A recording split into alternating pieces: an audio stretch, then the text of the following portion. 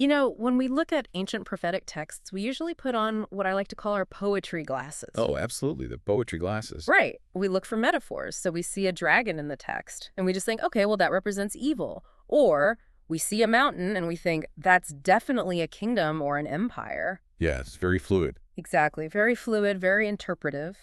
And let's be honest, it's safe. It keeps the text at an arm's length, so it doesn't really touch our actual daily reality. Right, because we are heavily conditioned to treat these texts like, almost like abstract paintings. Yeah.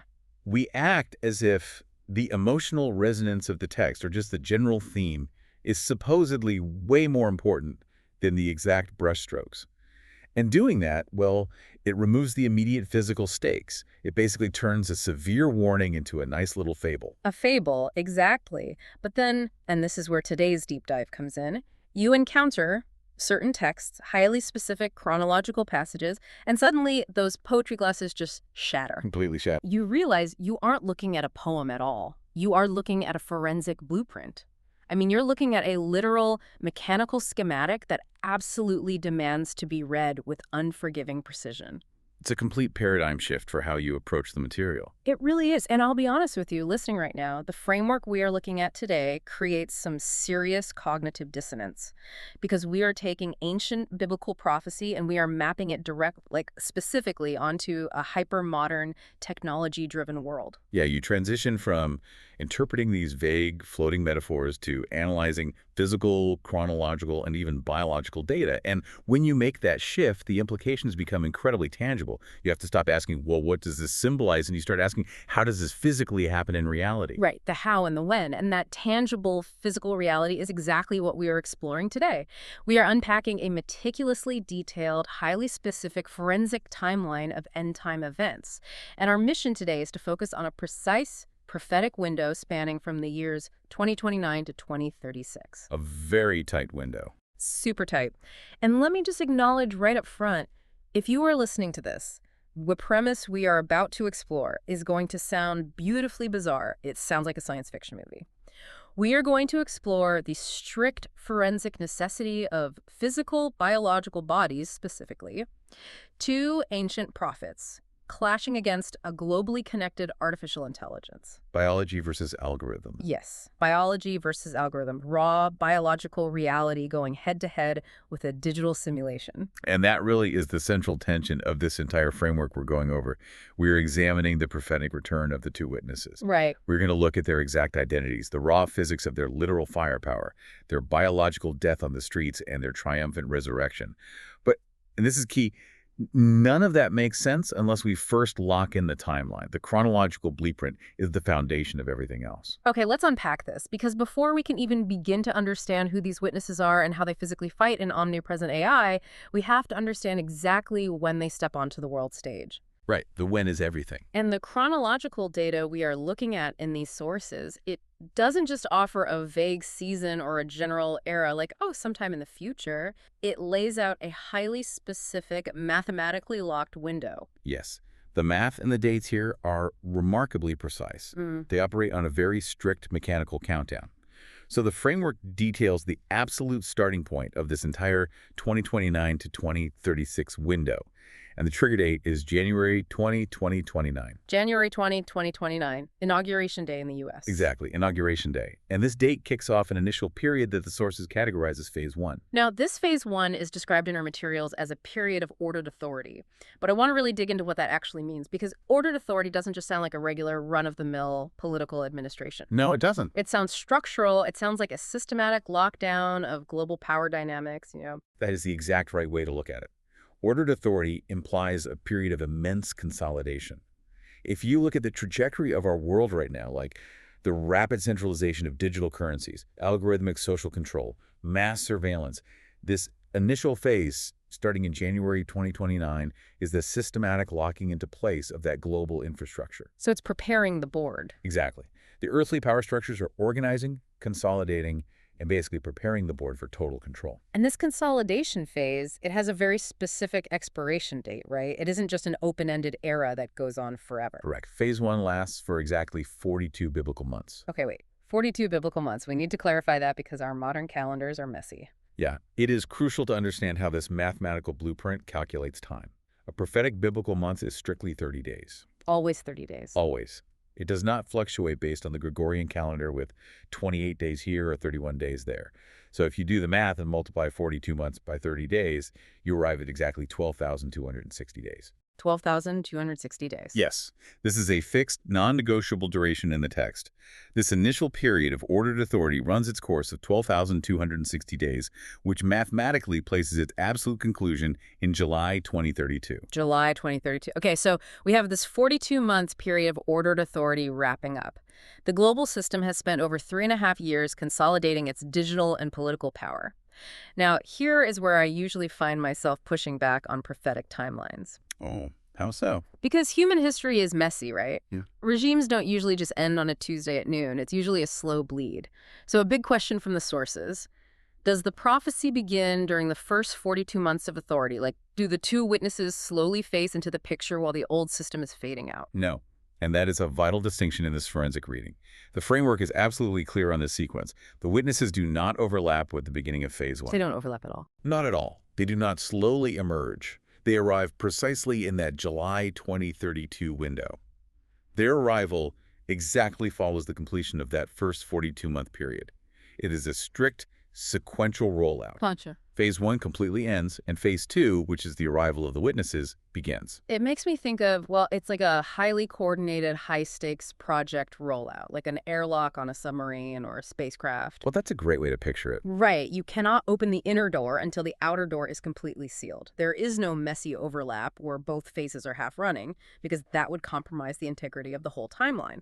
So the ordered authority finishes its 5,260 days, the pressure locks equalize, and boom, the witnesses step onto the world stage in July 2032. The airlock is a perfect analogy. It is a highly coordinated sequence dictated by a divine clock, not by human political maneuvering. Yeah. And because it operates on that divine clock, once the witnesses arrive in July 2032, we enter a profoundly turbulent transition period on Earth. I can imagine. Because their physical ministry kicks off, right as the earthly power structures are going through their own massive scheduled shifts. Okay, let's walk through that 2032 to 2033 day-by-day transition. Because the intersection of divine timing and earthly politics here is just staggering. We have November 2, 2032, Election Day. Right. And this is happening right in the middle of the early days of the witnesses operating on Earth. Yes. Just imagine the sociological chaos of that moment. You have an earthly system attempting to execute a transition of power, running its standard democratic or political algorithms. But they are doing this while two entirely anomalous supernatural figures have just appeared and begun prophesying. It would be complete pandemonium. Total pandemonium. Yeah. And this leads directly into the period from November 2032 to January 2033. The text refers to this specific window of time as the lame duck window. The lame duck window. Now, usually that term just implies a politician waiting to leave office, but the framework characterizes this specific window with a really interesting phrase. It calls it the shifting of the waters. Yes. And shifting of the waters implies a profound instability. In prophetic literature, waters often represent peoples, multitudes, nations, and tongues. So it's about the general population. Exactly. The populace is shifting. The global consensus is fracturing. You have the witnesses on the ground, disrupting the narrative, while the earthly political systems are in this incredibly vulnerable transitional state of flux. The digital system just hasn't fully cemented its next iteration of power yet. I'm trying to picture what a global AI-driven society looks like during a shifting of the waters. I mean, if the infrastructure relies on absolute algorithmic consensus to function, and suddenly the populace is deeply unsettled by these two guys, the underlying political structures would begin to panic. They would be terrified. They would be desperate to finalize their grip. And that lame duck period of instability concludes on another highly specific locked-in date, January 20, 2033. Which is the second inauguration. But within this prophetic framework, this date is given a much darker, much more permanent title. It is called the full betrayal. The full betrayal. Wow. Yeah. This date, January 20, 2033, represents the moment the earthly system totally and irrevocably commits to its rebellion against God.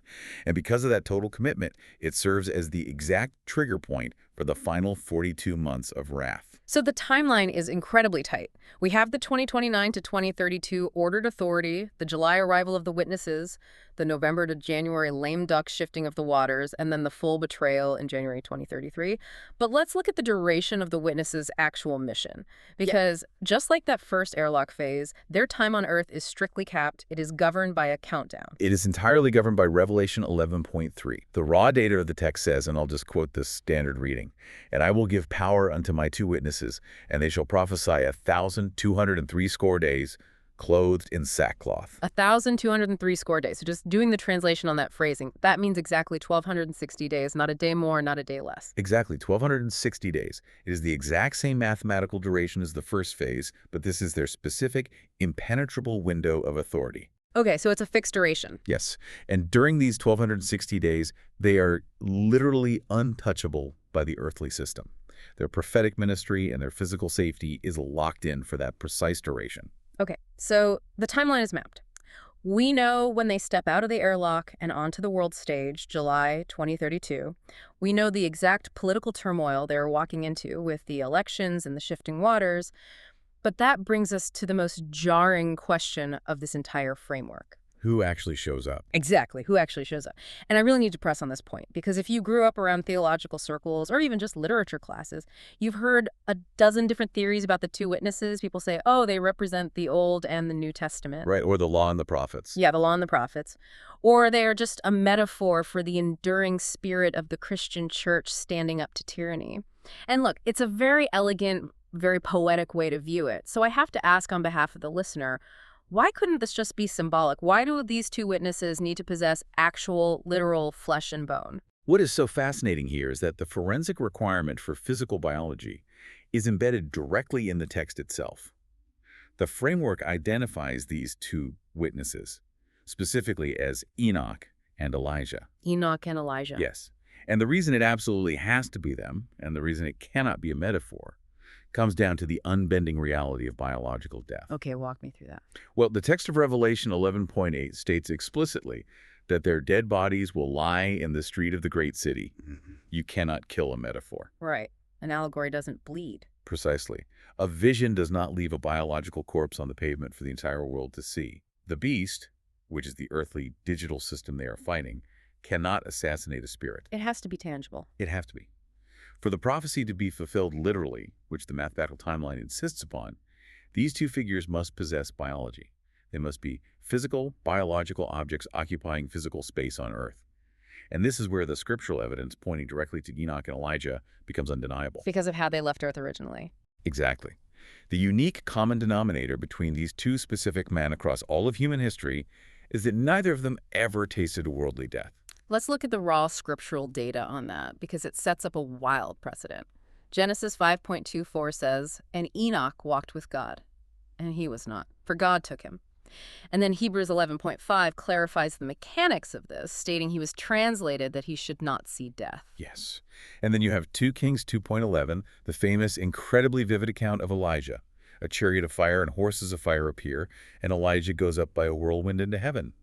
He doesn't die. He is physically relocated. Physically relocated. I love that phrasing. Yeah, he just changes locations. And later, Malachi 4.5 explicitly prophesies, "Behold, I will send you Elijah the prophet before the coming of the great and dreadful day of the Lord." So the key word here is translated. They were taken up into the heavenly realm in their physical bodies. They didn't die of old age and leave their bones buried in the dirt somewhere in the Middle East. Exactly. And the profound theological implication here is that because they were taken up in the flesh, God preserved them as physical vessels. Wait, preserved them, like literally kept them in stasis. Yes.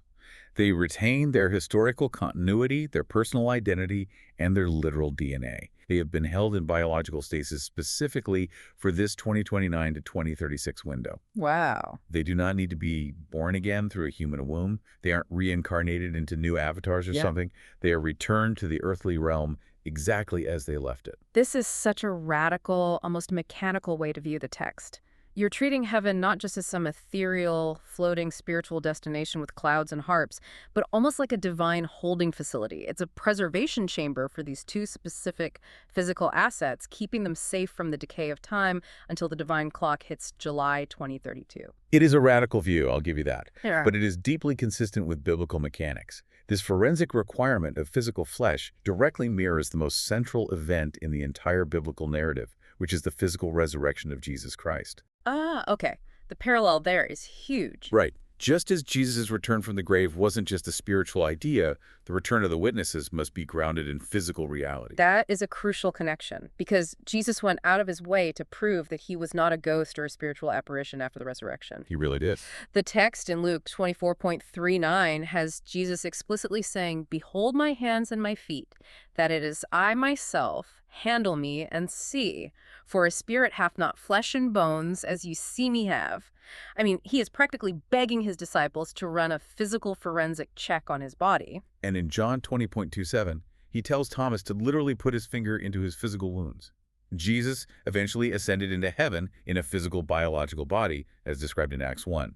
He didn't shed his body to return to the Father. Right, he went up physically. In the exact same way, Enoch and Elijah will prove the reality of their return through undeniable biology. They are preserved physical objects returning to Earth to execute a highly specific mission. Okay, so we have two ancient biological men, Enoch and Elijah, stepping out of the airlock and dropping into the timeline in July 2032. But this brings up a massive, glaring disconnect for me. What's the disconnect? Well, having two biological guys walking around in sackcloth is one thing, but how do two physical men confront a globally connected, hyper-advanced, tech-driven empire? Because the adversary they're facing in the 2030s isn't fighting with spears or chariots or even traditional firearms. It's an entirely different kind of warfare. This is where the framework outlines the ultimate clash of realities. It is the physical firewall of divine truth versus the digital AI mouthpiece. And the adversary described here, the second beast, utilizes what is essentially a global digital brain. It is an AI mouthpiece. Let's dig into that. Yes, let's. The prophetic text describes an image of the beast that is given breath, or the ability to speak. Now, when we analyze that through the lens of our modern technological trajectory, this breath is clearly an advanced artificial intelligence. Because it speaks, but it's not truly alive. Exactly. It simulates life. It projects a spiritless speech, and it has the infrastructure to enforce global compliance across every single screen, every smart device, every algorithm, and every speaker on Earth. It is a completely inescapable, decentralized digital net of deception. I really want you, the listener, to stop and think about where technology is right now, today. We are already surrounded by algorithms that quietly curate what we think. Oh, everywhere. We have deep fakes that flawlessly simulate reality. We have large language models that write, reason, and speak with uncanny human mimicry. Now, project that exponential curve forward to the 2029 to 2036 window. Imagine an omnipresent digital brain, a hive mind, enforcing a unified, absolutely spiritless narrative on a global scale. It's a terrifying prospect. It really is. And so my question is, if this AI exists everywhere at once, in the cloud, in the financial grid, in the communication networks, how on earth do two biological men combat an invisible digital signal? You can't punch an algorithm? No, you cannot punch an algorithm, Yeah. but you can override its physical hardware. Override the hardware. Okay, explain that. They combat this omnipresent digital net by serving as God's physical biological firewall. And they do this through raw, unfilterable physical power. They do not go on talk shows to debate the AI. They don't try to outprogram it or launch a counter algorithm. They execute physical judgment that the digital system simply cannot compute. The unfilterable fire. Let's look at the raw scripture on this because it is intense.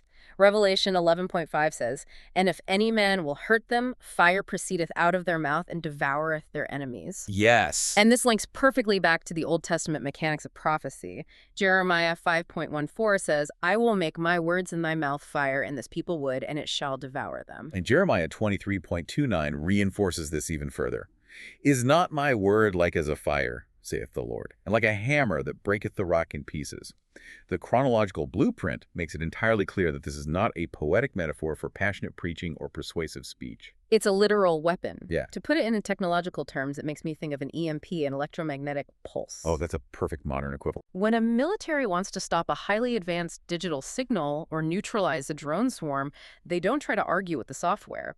They release a massive, overwhelming burst of physical energy that literally fries the circuitry. They destroy the physical hardware so the software simply cannot run. In this framework, Enoch and Elijah are functioning as biological EMPs. That is exactly the dynamic at play. The fire is the raw, unfilterable truth of the Creator manifesting as literal physical energy. It is the physics of heaven breaking and consuming the digital illusion of Earth. Biology literally breaking the simulation. Right. It is the spirit-filled fire of biological witnesses violently clashing against the spiritless artificial simulation of the AI mouthpiece. You see, the beast relies entirely on maintaining a global, interconnected digital lie, which the text calls the strong delusion. The witnesses shatter that delusion by introducing a localized physical reality that the AI cannot filter, cannot shadow ban, and cannot silence. Imagine the psychological impact of that on the global populace.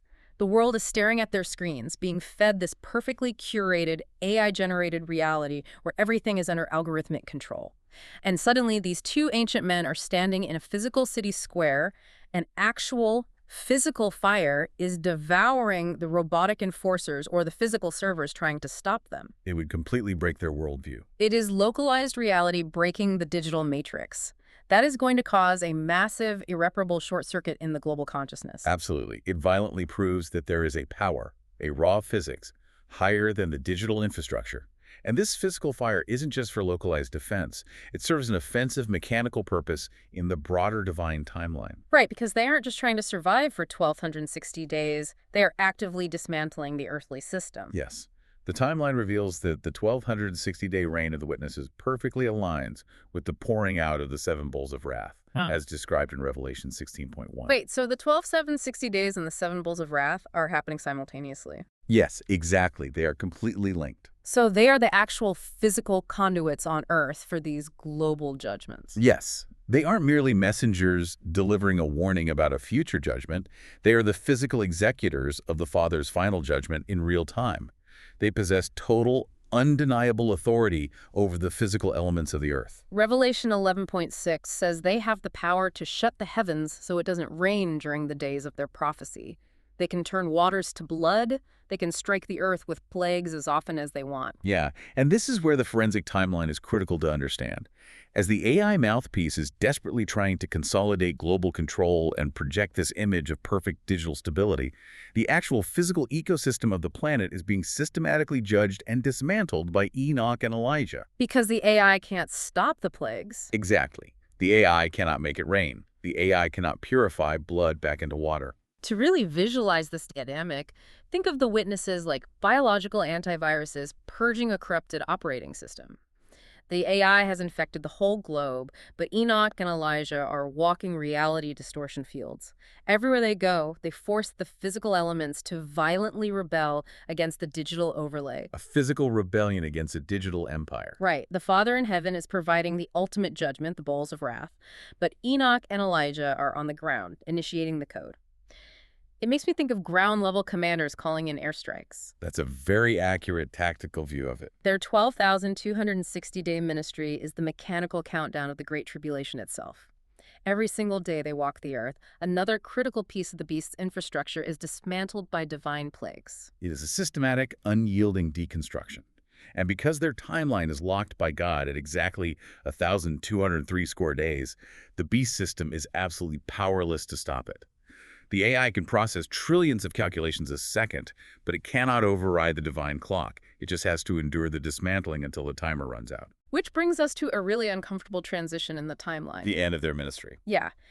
If these two men possess invincible firepower, if they function as biological EMPs that can shut off the rain and call down plagues, how does their ministry eventually end?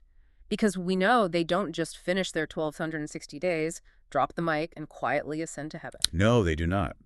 The chronological blueprint outlines the completion of testimony.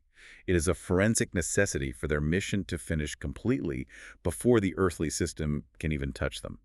Their divine shield, that physical firewall, is absolute right up until the final second of that 12,260th day. But once that 1,203 score days timer hits 0, the airlock opens again, the shield drops. Yes. Revelation 11.7 is the pivot point of the entire tribulation. It says, "And when they shall have finished their testimony, the beast that ascendeth out of the bottomless pit shall make war against them, and shall overcome them and kill them." So they finished their 12,260 days.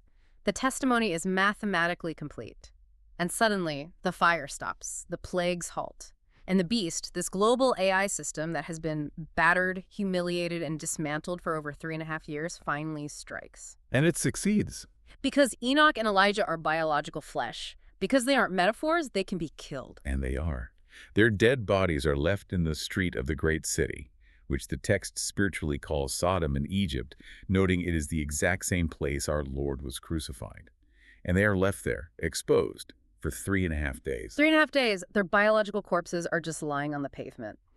Now, I want to explore the sociology of the world's reaction to this, because logically you would think that after 3.5 years of horrifying plagues, skies turning to brass, and unfilterable fire, the global populace would be in a state of sheer terror and reverence. You would think so. I mean, they just watched the two most powerful beings on Earth get murdered. But that's not what happens. Not at all. The reaction is the complete jarring opposite. According to Revelation 11:10, the people of the earth rejoice over them. They make merry. They actually send gifts to one another. They treat the brutal assassination of the witnesses like a global holiday. It's like a twisted dystopian Christmas. Hey, the guys who stopped the rain are finally dead. Here's a present. It is incredibly morbid. It is morbid, but if we analyze the psychological mechanics of the global system, it makes perfect, terrifying sense. Remember, the world has been fully integrated into the AI mouthpiece. They are entirely reliant on a digital simulation that promises them comfort, compliance, and algorithmic control. And the witnesses were ruining that. Enoch and Elijah were the physical fire that judged their digital lifestyles. They were the constant, terrifying reminder of the Creator's biological and physical authority. They disrupted the simulation. Right. If you think about how addicted people are today to the dopamine hits of their algorithms, now imagine that addiction scaled up to a global mandated system. The witnesses were essentially forcing a global dopamine fast. A dopamine fast, exactly. They were the ultimate glitch in the matrix. So when the witnesses die, the world experiences a massive euphoric dopamine rush. They breathe a collective sigh of relief. They think the glitch in their perfectly curated matrix has finally been permanently patched. The digital illusion has won. Biology and divine truth have been defeated. Exactly. And the framework warns that this global celebration is the manifestation of the final strong delusion. The world is staring directly at the ultimate undeniable proof of their own rebellion. And instead of falling to their knees in repentance, they throw a party. And there is a very specific condition the text assigns to the people celebrating this holiday. The framework refers to them as being UTOs, which stands for under the influence of Satan. Yes, UTOs. And it's not just a clever acronym. It describes a profound neurological and spiritual state of being. It is a state of total spiritual intoxication. Through constant algorithmic conditioning and the rejection of divine truth, their minds have been completely altered. So they are genuinely under an influence, like a substance. Yes. The text warns that this specific 3.5-day window, as the world celebrates around the corpses of the prophets, is the absolute last chance for repentance. But the chilling reality is that if you are unsaved at this moment, if you are fully participating in the delusion and sending gifts, your chances of repentance are statistically almost zero. Because they're UTOs. Right. You are fully UTOs. The digital brain rot is terminal. You have literally lost the biological and spiritual capacity to repent. The delusion is complete. It's like their spiritual hard drives have been permanently bricked, so the world thinks it has definitively won. The AI mouthpiece is broadcasting high-definition images of the dead prophets to every screen, every Neuralink, every smart device on the planet. The gifts are being exchanged. The digital system finally feels secure. For 3.5 days. For 3.5 days. But the timeline dictates a sudden, dramatic, and physics-defying reversal. This brings us to the most triumphant sequence in the timeline: the resurrection, the ascension, and the transition. The 3.5 days are up. Imagine the global broadcast. Every news channel, every algorithmic social media feed is fixed on these two bodies in the street.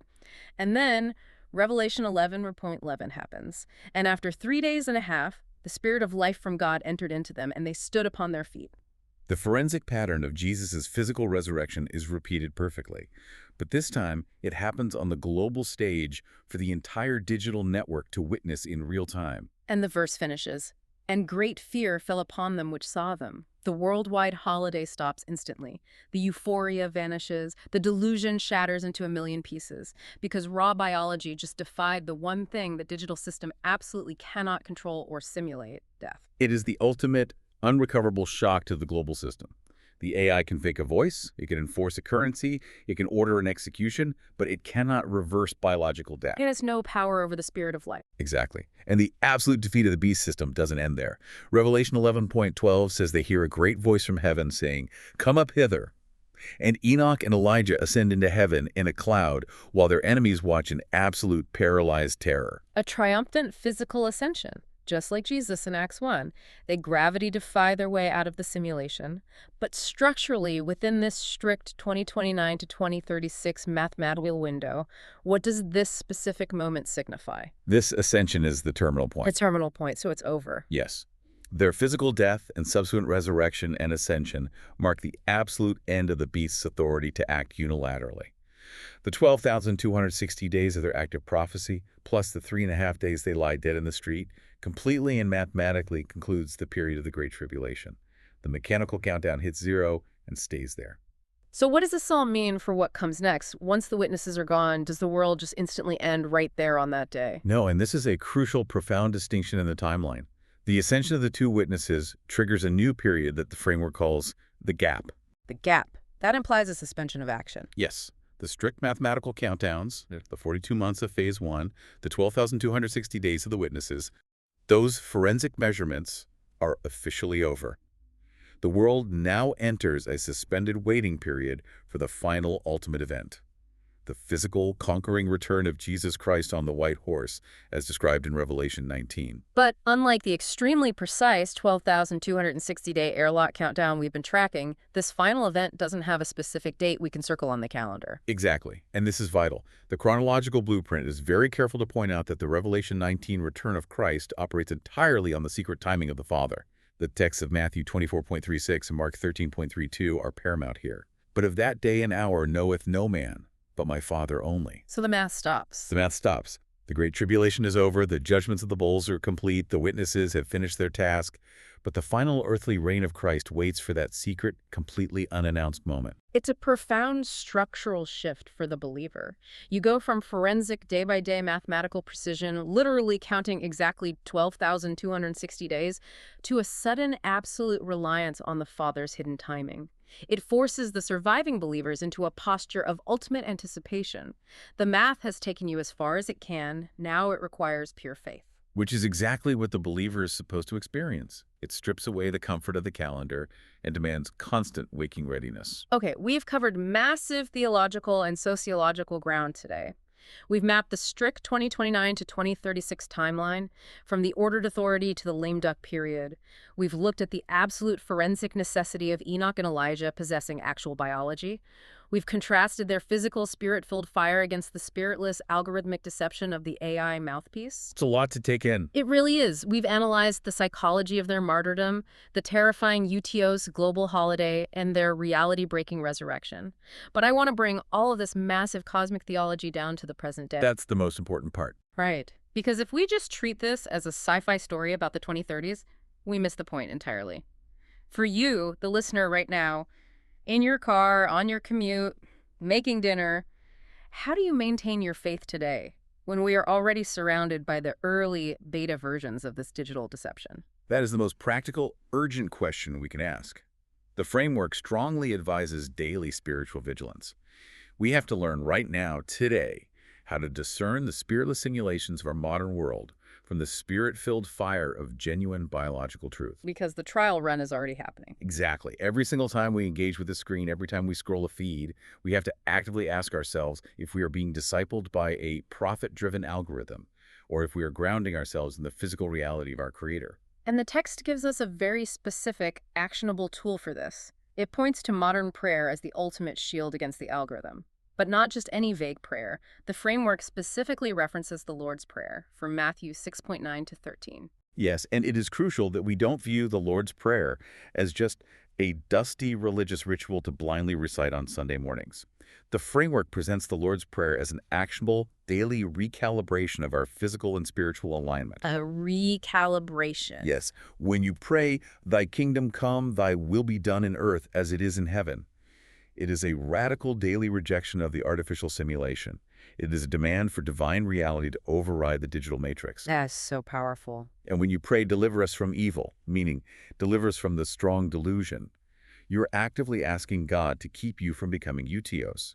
You're asking Him to protect your mind from being chemically and spiritually altered by the influence of the system. It is a daily recalibration of your own internal firewall. It's biological antivirus software that you have to manually run every single day. Precisely. Yeah. You have to build that firewall now, today, through intentional prayer and vigilance.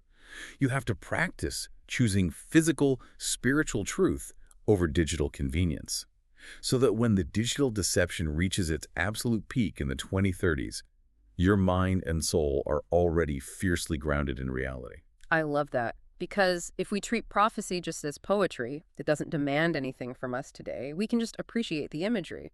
But if it is a blueprint, if it is a forensic reality that is mechanically approaching on a set timeline, it demands immediate preparation. It demands that we wake up. It demands action. Well, this has been an incredible journey through the prophetic data. We've covered a lot of dense, heavy material, but hopefully you are walking away with a much sharper understanding of these ancient texts and exactly how they are going to physically intersect with our hyper-modern world. But before we go, I want to leave you with one final thought to ponder. We started this whole discussion talking about blueprints versus poetry and the very real physical clash between a raw biological truth and an artificial simulation. If the final, ultimate battle against God's truth is going to be waged by a globally connected, spiritless digital AI, we have to ask ourselves today, right now, how much of our own daily reality have we already surrendered to the screen? Are we actively building up our own internal biological firewall of truth, or are we slowly, algorithmically training our minds to celebrate the delusion? Think about that the next time you pick up your phone. Thanks for diving deep with us.